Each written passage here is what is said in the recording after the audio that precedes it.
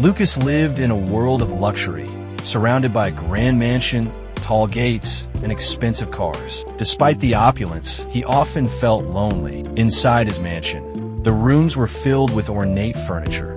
Yet Lucas spent his time playing with gadgets, feeling disconnected from the world around him. One day, while walking through the mansion, he gazed out the window, looking at the world outside with a sense of longing. Max, on the other hand, lived in a modest apartment with his mother, who worked hard sewing clothes. Max's life wasn't filled with material wealth, but it was rich in simple joys. He spent his days playing with other children in a small park, kicking a ball around in old clothes and laughing. The park was his escape, a peaceful place where he could read under a tree, surrounded by the sounds of children playing. Max's life was full of happiness, grounded in the little things. One day, Lucas wandered into the park, dressed in his fine clothes. He stood out among the other kids. He wasn't sure what to do or where to go. Max, sitting on a swing and reading, noticed him. With a warm smile, he looked up from his book, and Lucas, curious, approached him. That was the beginning of their unexpected friendship. As time passed, Lucas and Max spent more time together. They talked, laughed, and got to know each other on the swings. They played soccer in the park,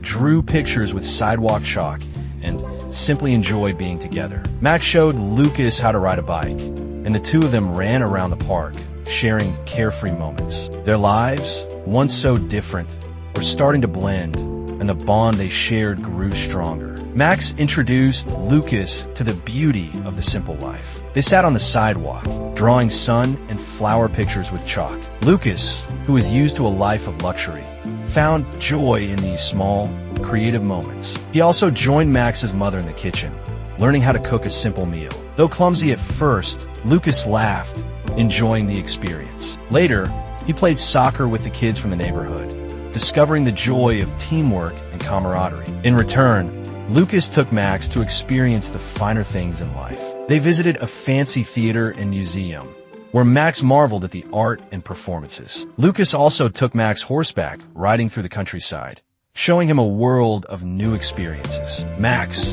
thrilled by these adventures, was amazed by the beauty around him, but remained humble, cherishing each moment with Lucas. Eventually, they realized that the greatest treasure wasn't wealth or material possessions, but the deep friendship they had formed. One evening, they sat together in a quiet spot in the park, looking at the stars and sharing stories. Their faces were peaceful, content, and the bond they shared was undeniable. Behind them, the mansion stood in contrast to the park, but it was clear that the love and connection between them meant more than anything money could buy. In the final scene, Lucas and Max stood side by side in front of the park, smiling together. The city skyline loomed in the background, but their friendship shone brightly. As the screen faded to black, the words "True friendship is priceless" appeared, accompanied by soft music, leaving the message that the most valuable thing in life isn't wealth, but the connections we make with others.